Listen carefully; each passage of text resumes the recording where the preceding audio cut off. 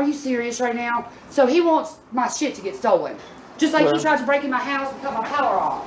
Well, what you're going to have to do, you're going to have to take those pods somewhere else. In the driveway so I can load my stuff? I do not want to talk to you, please. You're going to take those pods. That's the only reason I brought all those here so I could be out. Yeah, but he doesn't want them on the property. So instead, he doesn't want them on the property because he's being rude. He would rather my stuff get stolen and me just sit out here. Well, what just like he would rather me do with no power, no hot water, no heat. You may need to talk to her before she leaves.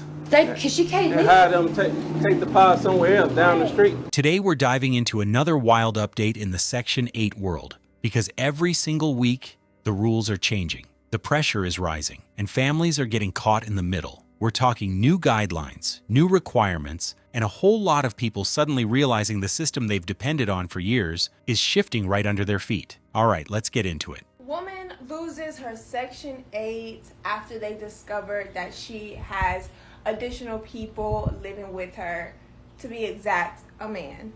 Now, y'all, this is sad, and I told y'all that they were taking this stuff serious. The whole manipulating the system thing is pretty much done. You're done. If that's what you do, you might want to consider doing something else. But yeah, this woman, she was on housing for some years, Section 8, and through investigation or whatever, they basically found out that she was lying about a couple different things, including having a man live there with her who, I guess, these things matter for income and all these different types of things. So basically they found out that there was a man in the house. They got rid of her housing, kicked her off Section 8 housing. And then get this, here's the kicker. And then the man leaves because she lost the house. Y'all, this is a prime example of how you can get blessed but have the wrong people around you. Yeah, it's a sad story, y'all. So make sure that y'all just take in consideration who you keep around you. And man, stop this fraud. All right. 2 days ago, I had posted a new what's called a PIH notice. It's PIH notice 2025-28 regarding housing authorities who are in a shortfall status and taking cost-saving measures. So, at a request from a friend, I will break that down on a TikTok here in the coming days, but I'd advise you to Google, and you can Google this verbatim, HUD, PIH Notice 2025-28. Read it, don't freak out, and we'll get into the details of what all this means. So, yeah. Every time HUD drops a new notice, you can feel the anxiety ripple through the entire Section 8 community. And this one is no different. When he says don't freak out, that's exactly when people start freaking out. Because a PIH notice about shortfall status and cost-saving measures basically means housing authorities are running out of money and scrambling to figure out who gets help and who doesn't. And if you've been watching what's been happening since October, you already know these notices aren't just paperwork, they're warning shots. Do you think these HUD notices are harmless updates or early warning signs that something bigger is coming? Y'all, please tell me y'all seen that lady on TikTok. The Caucasian lady talking about the food stamps, crying because the food stamp office she got cut off of food stamps, $4,000 of food stamps, cut off her Section 8. Her Section 8, I think she was paying like $86 or something a month. She got like 6 or 7 kids. She gets Social Security. She get welfare. She gets everything. Y'all, she's on there crying because they cut her off of everything and they told her that she's going to have to get a job. Y'all, and that's not even the bad part. The bad part is like she's capably able, like she's able to work. Like, she's like, I can't work. And then she paused and she was like, well, I can work, but I don't want. And then she's on there like they're making her sell her BMW or sell her 2024, her new car, her something. I don't know. That could be a lie or whatever from videos just bouncing around. But she's been on Section 8, y'all, for 13 years. If you have been on Section 8 for 13 years and you get Section 8, you get food stamps, $4,000 worth of food stamps, Social Security and welfare. So you get a check for these kids as well. Why you don't get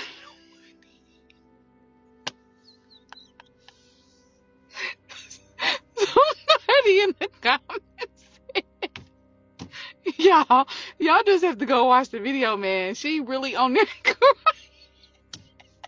Man, they are start chewing her up in the comments, because why would you get on here and do all that? Like, we already mad. Like, you mean to tell me 13 years you don't have no money and you've been on the government assistance for the past 13 years and talking about she don't want to work? Y'all, just go watch it. Y'all have to watch the video. This shit is hilarious, man. This right here is exactly why people are losing their minds over the new Section 8 crackdowns. You've got somebody who's been on every program for 13 years straight. Section 8, welfare, SSI, $4,000 in food stamps, and instead of using that time to get stable, save money, or build anything, she jumps on TikTok crying because the benefits finally stopped. And the wildest part, she straight up admits she can work. She just doesn't want to. Meanwhile, she's driving around in a brand new luxury car, paying $86 rent, and still claiming she's struggling. 13 years of assistance is not a stepping stone. That's a full-blown lifestyle. This is exactly why the system is being tightened. Too many folks treating it like a career instead of a temporary boost. Do you think 13 years on Section 8 is survival or straight-up abuse of the system? Drop your real answer. Listen, I already knew it was coming. Section 8, they are doing a budget cut. Okay? So those people who have been on Section 8 for more than 2 years, they about to send y'all a letter letting y'all know to be aware about y'all having to figure it out between, like I said, 60 and 90 days. Public housing, also, y'all gonna be receiving a letter too. They already said each state is gonna receive a letter. And this Donald Trump saying this. Donald Trump made this rule. Okay? So they tired of y'all living off Section 8. They sick of it, so they done figured it out. They gonna make y'all pay regular rent like everybody else doing. But yeah, do y'all research if y'all don't believe me. Period. They literally just cut my food stamp card completely off. Everything is gone. Over $10,000 in food stamps I had. My balance is zero. I was just at Myers, $600 worth of groceries.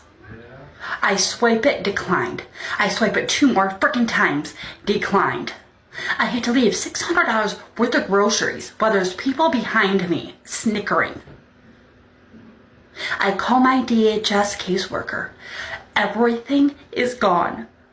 My food stamps, my cash benefits, they're not paying my rent. Section 8 isn't paying my rent this month. And I'm not getting my disability check or my kids' disability checks on the 1st. What am I going to do? So she just tells me, Courtney, you're gonna have to go get a job. I can't go get a job. I really need help. I don't know what to do. I have been on government benefits for over 13 years and now it's done. She said I can't even apply again. Thank you, the state of Michigan. 13 years on every form of government assistance, food stamps, cash benefits, Section 8 disability for herself and the kids, and now that everything finally got cut, she's acting like she was blindsided by life itself. Over $10,000 in food stamps on her card, gone. Rent no longer covered. Disability checks stopped. And the moment she swipes that card at the grocery store and it declines, suddenly it's panic mode. That right there is the entire reason the system is tightening. 13 years of support and nothing saved. No plan, no backup. Just pure dependence. Be real. After 13 years on full benefits, do you think the cutoff was overdue or unfair? Drop your honest answer below. Let's get into the breakdown of Secretary Scott Turner for the 2026 budget proposal and what it means for Section 8 and transitional housing and when it can take effect if passed. If is the word that we're talking about. So what is being proposed? Massive cuts to HUD, Housing Urban Development, okay? The Trump administration FY 2026 budget proposes a 44% cut to HUD's funding, about $33.6 billion less from last year. This includes $26.7 billion cuts to rental assistance, which affects Section 8 public housing and other programs. Stay with me. End of federal Section 8 as we know it. They want to completely gut the whole entire program. So the proposal will eliminate federal Section 8 programs, both housing choice, vouchers, and project-based rental assistance. These would be replaced by state rental assistance block grant called STRAP. States get a lump sum of money. Each state now designs its own rental help program. We all know how that's going to go in New York City. Federal rules would be removed, meaning states would decide who gets help and for how long, depending on what your sitch is. Time limits on help. Here we go. Here's the word. Able-bodied adults without disabilities or children would only get 2 years of rental help. Only seniors and people with disabilities would be exempt from this time limit. So this is a really big shift from permanent to transitional housing. This is where it gets a little wacky. HUD is cutting funding for permanent housing and moving it into transitional housing. Transitional housing would be temporary up to only 2 years, require work or service participation like job training or treatment programs while you're in that period time of the 2 years, replace programs like continuum of care, COC, and permanent supportive housing, okay? And when can this happen? When is this going to happen? This is going to happen real soon, by a blink of an eye, okay? It's already proposed. The full budget was released May 2025. May 30th, 2025. Congress began reviewing it in July 2025. Congress, however, must approve it. Congress has not passed the budget yet. The deadline was October 1st, 2025, but it was missed because of the government shutdown, so we know that they're going to revisit it. Congress is still negotiating. The final vote can happen before the end of 2025 this year. We already today's November 15th, bitch. We don't got a lot of time to go. If passed, the changes would go into effect. They were supposed to go into effect October 1st, but we have the government shutdown, so that timeline is different. And it will run through September 30th, 2026. So what does this mean for everybody? Section 8 could be gone as a federal program. States would decide who gets help, how much help, and for how long. Time limits and work requirements can make it harder for people escaping domestic violence, dealing with health issues, or raising kids. Permanent housing programs could be replaced with short-term housing, risking mass evictions and homelessness for thousands. We know on my panels how many DV situations we are talking about, how many people that have children with disabilities, how many people need this funding because we're getting priced out of where we're living, right? Jersey, New York City, all over the states. This is just not New York City talk. This is everywhere. And I mean, I do see a good thing in the program, right? 2 years, and it's going to give people that opportunity to get on their feet within 2 years. But I don't think 2 years is enough time, if you ask me. I don't think that the program should be indefinitely, but I do think there needs to be a wider range of the length of the program. So I'm Mom's 3 girls. Stay tuned. You know, this been unfolding, but now it's really unfolding a little bit more. A lot of people are talking about it on TikTok and other platforms. I just wanted to break it down very digestible for my followers here. So I hope this helps. And if you have any questions, I can answer them. But again, this is not something that is going into effect and everybody should panic. This video is not to panic people. This is what's happening. This is what they're proposing. And it's just a little stay up to date type shit. Okay? Have a great day. Hello everybody, Berkeley with Rental Household here. So I don't know if you guys know or if you've seen, but Trump is going to make Section 8 now a 2-year program, and he's giving everybody 30 to 90 days or 30 to 60 days. I think it's 30 to 90 to GTFO basically. So buckle up.